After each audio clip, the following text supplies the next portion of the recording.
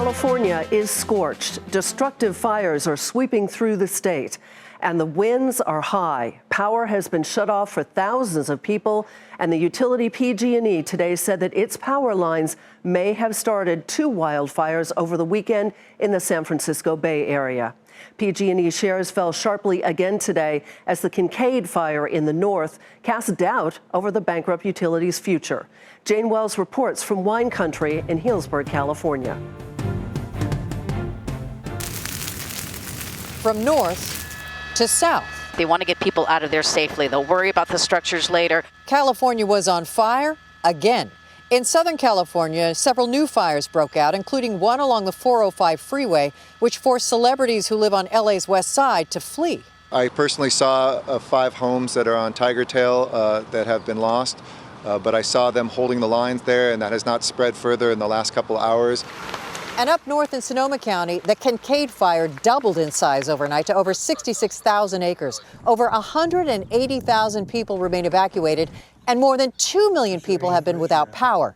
PG&E turned off the power intentionally to try and avoid disaster, but disaster came anyway.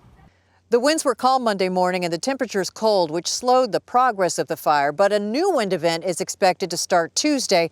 And PG&E is telling a lot of people it's just not going to be worth it to turn the power back on for many of them until after that second event blows through. What we're starting to get ready for, though, is another red flag event. Right now, it looks like that's going to start sometime midday Tuesday and push us into Wednesday morning. So we've got a kind of a quiet 24-hour window right now, and then we're going to go into another critical period. A map of PG&E outages shows just how widespread the blackout is in the northern part of the state. While down south, SoCal Edison warns its current intentional outage areas could increase as the winds kick up. Edison reports earnings on Tuesday, which will give investors the first idea of what the fires and blackouts are costing.